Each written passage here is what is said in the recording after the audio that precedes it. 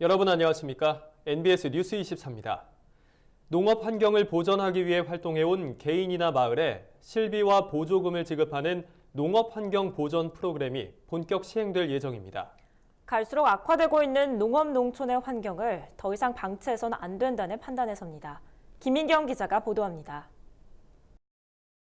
농식품부가 농업 환경 보전 프로그램을 내년부터 본격 시행하기로 하고 충남 홍성과 경북 상주 두 곳을 해당 지역으로 선정했습니다.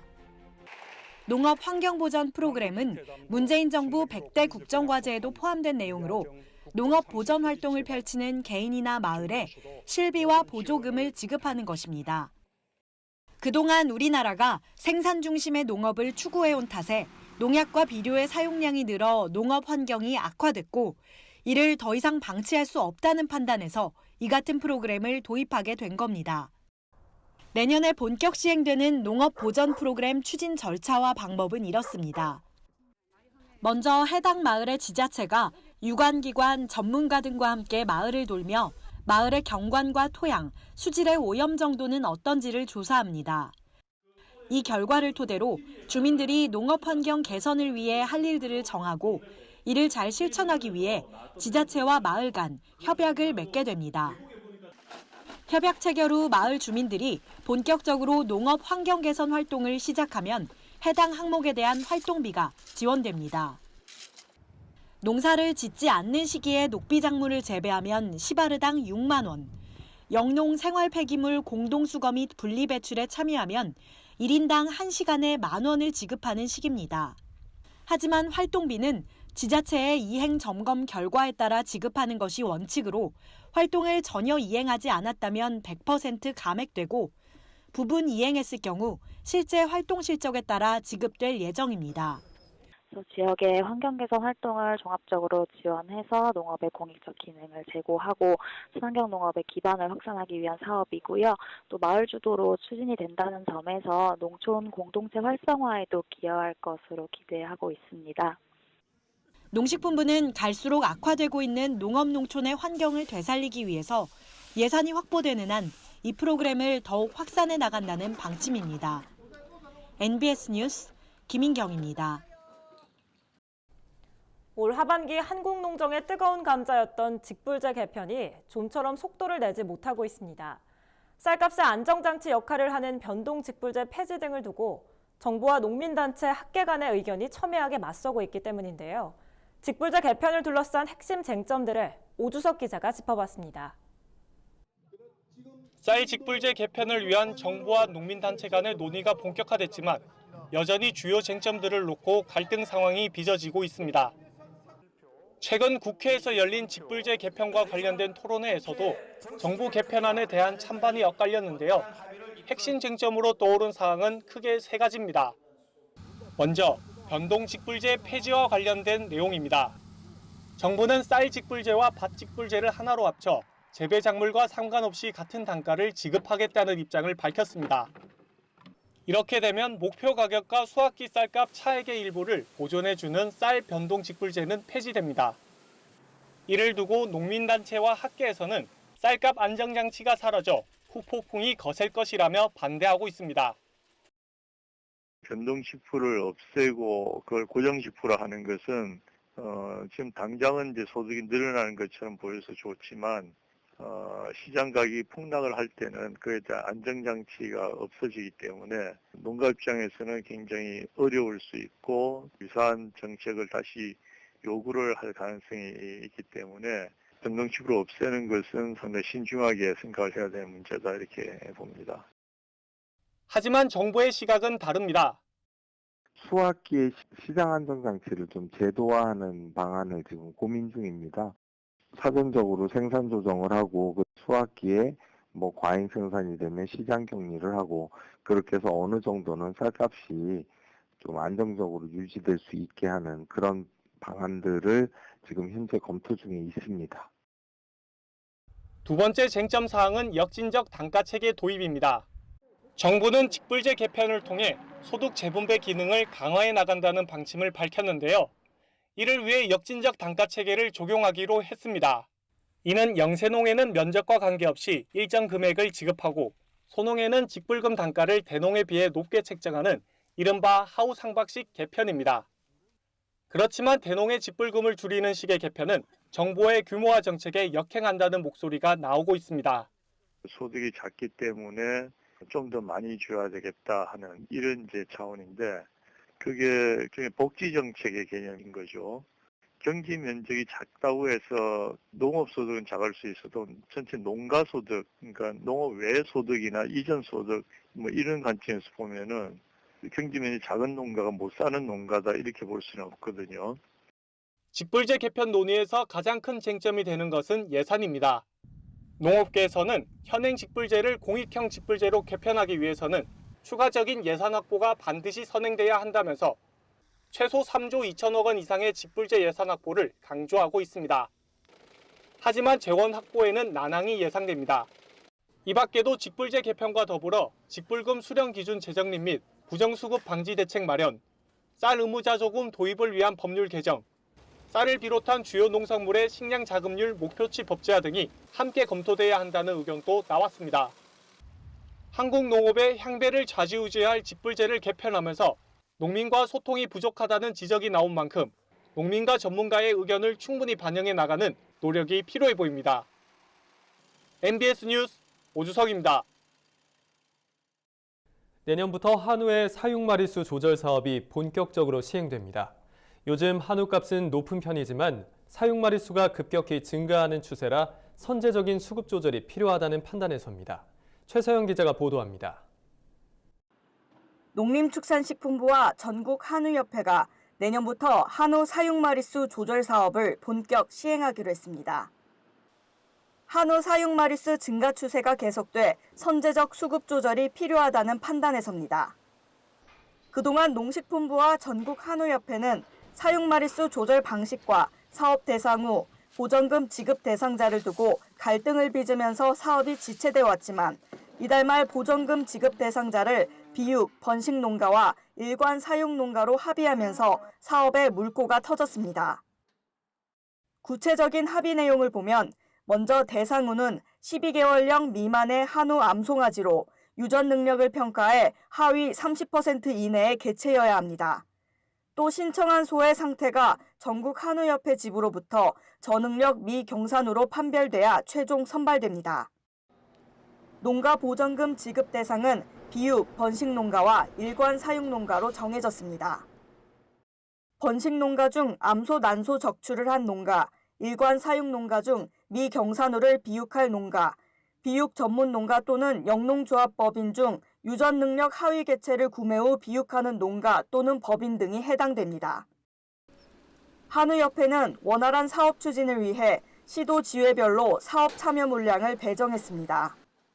지난 9월 쇠고기 이력제 통계를 기준으로 지역별 암소 사육 마리수를 고려해서 안배한 결과 경북 2,060마리, 전남 1,830마리, 충남 1,380마리 순으로 물량이 배정됐습니다.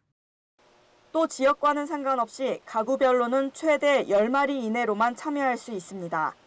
한 마리당 30만 원의 보전금이 지급되는데 소를 많이 키우는 농가들에게 보전금이 집중되는 것을 방지하기 위해서입니다. 다만 아직 농가 보전금의 지급 시기에 대해선 아직 논의 중인 것으로 알려졌습니다. MBS 뉴스 최서영입니다. 소비자 2명 중 1명은 우유와 우유 대체 음료의 성분이 비슷하다고 생각한다는 조사 결과가 나왔습니다.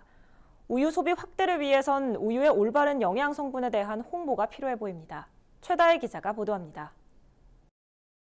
한국낙농유구협회 낙농정책연구소가 2018년 우유 소비에 대한 설문조사를 실시했습니다. 그 결과 소비자 2명 중 1명은 우유와 우유 대체 음료 성분이 비슷하다고 생각하는 것으로 조사됐습니다. 여기서 우유 대체 음료는 식물성 음료나 두유 등을 말합니다. 구체적인 조사 내용을 보면 우유 성분에 대한 인식에 대한 질문에 우유와 우유 대체 식품의 성분이 비슷하거나 같다고 응답한 사람이 전체의 48.2%로 나타났고 잘 모르겠다는 응답도 18.4%였습니다. 반면 우유와 우유 대체 식품의 성분이 전혀 다르다는 응답은 33.4%에 그쳤습니다. 소비자들 중 절반이 우유의 영양 성분에 대해 잘 모르고 있는 겁니다. 두 가지 다 다른 영양소 성분에 대해서는 잘 모르지만 식물성이고 우유는 동물성이므로 제 생각으로는 두유가 더 좋지 않을까라고 생각을 합니다. 또 흰 우유를 그대로 마신다고 응답한 소비자는 66.6%로 나타났고 시리얼 등과 함께 먹거나 커피나 차 종류에 타서 먹는다는 응답자도 30%가 넘었습니다. 한편 우유 구매자가 부모님이라고 답한 비율은 13.6%로 3년 연속 줄고 있는 것으로 나타났습니다. 부모의 우유 구매가 줄어들면 10대의 우유 소비 역시 줄어들 가능성이 큽니다. 낙농업계 관계자들은 우유 소비를 늘리기 위해서 소비자들에게 우유의 영양 성분에 대해 제대로 알리고 연령대별로 우유 소비를 늘릴 수 있는 홍보 전략이 시급하다고 강조했습니다. MBS 뉴스 최다희입니다. 산림청이 현행 28명에 불과한 버섯 종균 생산업자 등록을 촉진하기 위해 등록 요건을 완화하기로 했습니다. 또한 버섯 종균 생산업의 시설 기준도 완화해 신규 창업을 늘려갈 계획입니다. 김하영 기자가 보도합니다. 산림청이 최근 산림자원의 조성 및 관리에 관한 법률 시행령을 개정 공포했습니다. 이에 따라 앞으로 농업 분야 특성화 고등학교를 졸업하고 5년 이상 경력을 쌓으면 버섯 종균 생산업자의 자격을 얻을 수 있게 됩니다.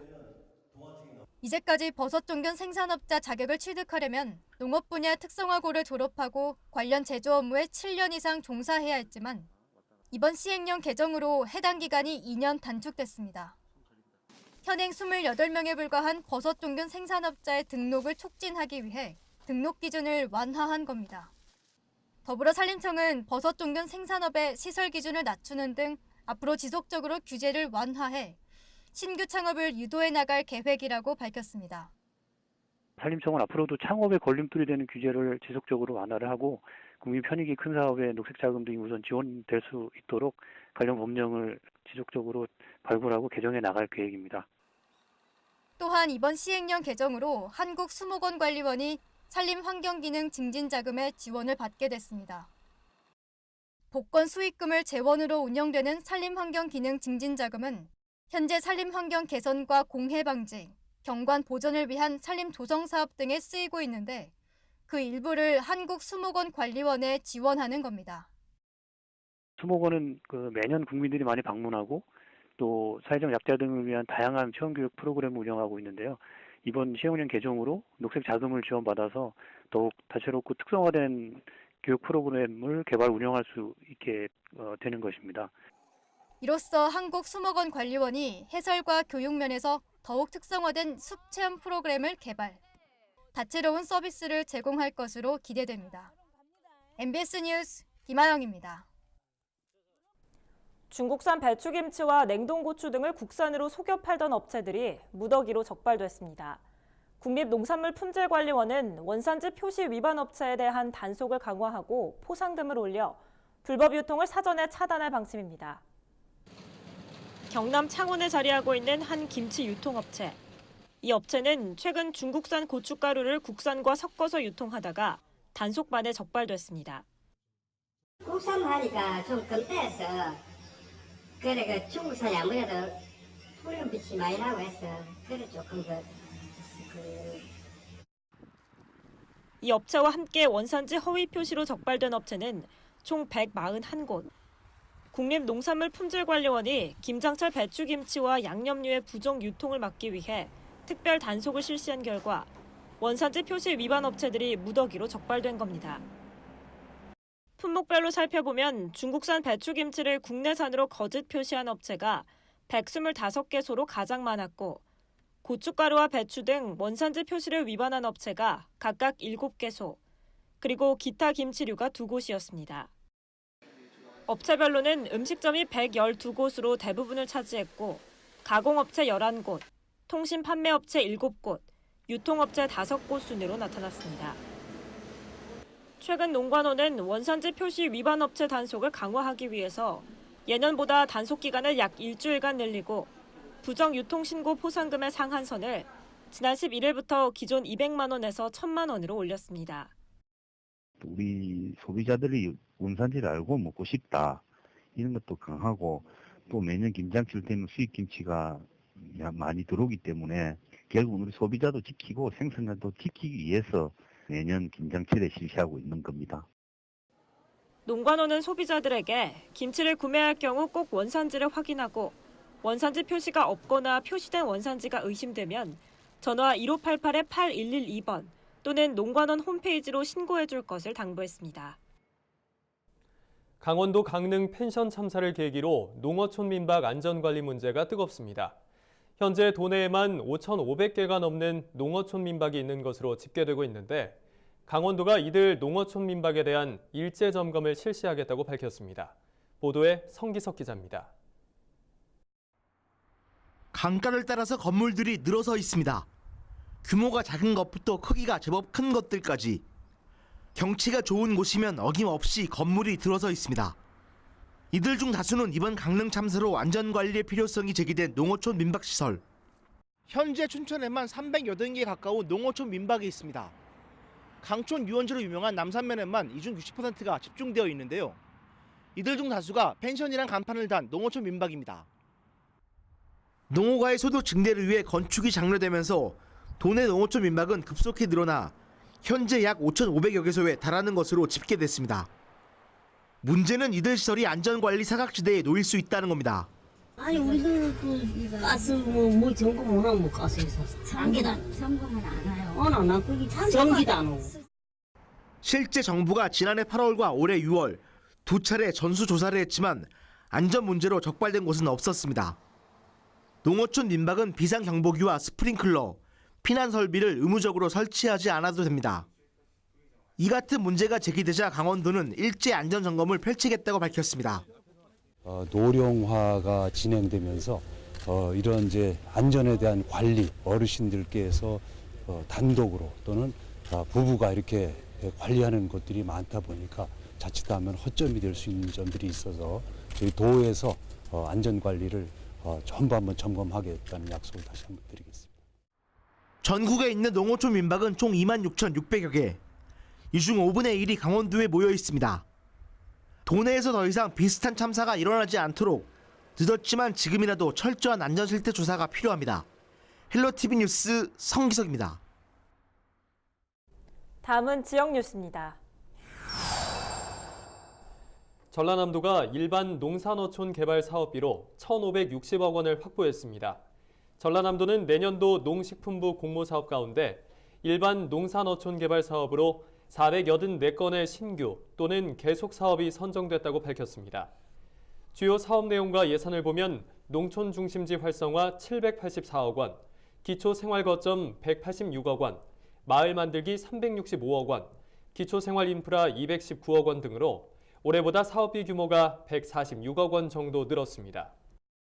충남 홍성군이 지역 특색에 맞는 스마트팜 영농기술 도입을 위해 사업비 10억 원을 집중 투자할 계획이라고 밝혔습니다. 이에 따라 홍성군은 스마트팜 도입을 위해 군 자체 전문 경력관을 채용하고 영농 컨설팅 등 관련 교육에 나설 예정입니다. 또 스마트 영농 지원 종합 관제 시스템을 구축해 시범농가의 영농 데이터를 확보하고 이를 바탕으로 2020년 지역 스마트 농업 표준 모델 개발을 완료할 계획입니다. 전북 정읍시가 유해 야생동물로 인한 농작물 피해를 예방하기 위해 시설 지원을 확대합니다. 이를 위해 정읍시는 내년에만 총 5,700만 원의 사업비를 투입할 예정으로 농가당 최대 300만 원의 보조금을 지원해 태양광식 전기 울타리와 철제 울타리 설치를 도울 계획입니다. 또한 야생동물로 인한 농작물 피해가 발생할 경우 읍면동에 보상금을 신청할 수 있습니다. 피해 보상 신청을 하게 되면 현지 확인 조사를 통해 보상금이 산정되고 이후 상하반기로 나눠 지급받게 됩니다. 낙동강보 개방 이후 녹조가 현저하게 줄어드는 등 수질 개선 효과가 큰 것으로 나타났습니다. 환경부가 강정고령보와 달성보 등 낙동강 하류 4개 보를 개방한 뒤 관측 조사한 결과를 보면 생화학적 산소 요구량 등 수질이 나아졌고 녹조도 예년에 비해 최대 98%가 줄었습니다. 또한 보 개방 이후 축구장 면적의 260배가 새로 생겨났고 수변 공간도 축구장의 450배가 증가한 것으로 나타났습니다. 농업에 관한 어려운 용어나 개념을 알기 쉽게 풀어드리는 풀어쓴 농업백과 시간입니다. 얼마 전 식량안보 정책을 논의하는 자리에서 우리나라 곡물 자급률이 국가 식량 안보를 위협할 정도로 심각한 수준이라는 주장이 제기됐는데요. 왜 이런 얘기가 나왔고 실제로 우리나라 식량 안보의 현실이 어떤지 오늘 이 시간 함께 짚어보겠습니다. 21세기 보릿고개라는 말 들어보셨나요? 머지않아 돈이 있어도 식량을 구할 수 없는 상황이 올지도 모른다는 위기감에서 나온 말인데요. 실제로 21세기 보릿고개를 겪은 나라가 있습니다. 국제 쌀값이 무려 250%나 뛰었던 2007년, 주요 생산국들이 쌀 수출을 전면 중단하면서 당시 쌀 소비량의 대부분을 수입에 의존하고 있던 필리핀이 심각한 쌀 부족 사태를 겪은 건데요. 필리핀 국민들이 쌀을 구하지 못하게 되자 나라 곳곳에선 쌀 탈취 사건이 벌어졌습니다. 급기야 필리핀 정부가 쌀 보관 창고마다 무장군인을 배치하는 등 심각한 혼란을 겪어야만 했는데요. 한때 세계 쌀 생산과 아시아의 농업혁명을 주도했던 필리핀이 어쩌다 이런 사태를 겪게 된 걸까요? 아시아 최대의 농업 강국이었던 필리핀 정부는 90년대 들어서면서 농업 투자액을 절반으로 줄이고 또 산업화에 투자하기 시작했습니다. 그로 인해 산모작이 가능할 정도로 비옥했던 필리핀 농경지에는 각종 공장과 골프장이 들어서기 시작했고 결국 국토 절반 면적에 해당하는 농경지가 사라지게 된 거죠. 결국 아시아 평균의 6배에 달하던 필리핀의 농업 생산성이 급격히 줄어들면서 20년도 채 되지 않아 세계 최대 쌀 수입국으로 전락하게 된 건데요. 필리핀의 농업과 농촌에 대한 무관심과 홀대가 곧 국가적인 식량 위기를 불러온 겁니다. 그런데 이것이 비단 필리핀만의 문제일까요? 요즘 들어 우리나라에서도 식량 안보가 심각한 상황에 접어들었다는 경고음이 들려오기 시작했습니다. 여기서 식량 안보란 전쟁이나 재해, 재난 같은 위기 상황에 대비해서 일정한 양의 식량을 항상 확보해 놓는 걸 말합니다. 우리나라의 식량 안보가 어떤 상황인지 알 수 있는 척도로는 바로 곡물 자급률이 있는데요. 보다시피 우리나라의 곡물 자급률은 1970년대 이후 급격한 하락세를 보여왔습니다. 급기야 2017년에는 23.4%를 기록해서 세계 평균치의 5분의 1 수준밖에 되지 않아 그야말로 식량 후진국이라는 오명을 쓰게 됐죠. 도대체 우리나라가 왜 이렇게 곡물 자급률이 낮아진 걸까? 그 이유는 바로 FTA의 후폭풍으로 인해 우리나라 농산물이 값싼 외국산 농산물과 경쟁해서 밀리게 됐고 결국 밀과 콩, 옥수수와 같이 아예 재배를 포기하게 된 곡물들이 늘어났기 때문입니다. 설상가상으로 지금처럼 쌀 소비량이 점점 줄어들어 쌀 농사를 포기하는 농가가 많아질 경우 우리도 머지않아 필리핀처럼 쌀 부족 사태를 겪을지도 모르는 상황이 된 건데요. 하지만 이런 상황에서도 직불제 개편 과정에서 쌀 생산량 유지를 위한 정책은 논의가 되지 않고 있어서 농업인들의 한숨은 더 깊어져 가고 있습니다. 식량 안보의 심각성이 제기되고 있는 요즘, 우리가 먹을 건 우리가 스스로 지켜나가기 위해서라도 농업과 농촌 살리기에 더 관심을 가져야 하지 않을까요? 지금까지 풀어쓴 농업백과였습니다. 저희가 준비한 소식은 여기까지입니다. NBS 뉴스 24 마칩니다. 함께해 주신 여러분 고맙습니다.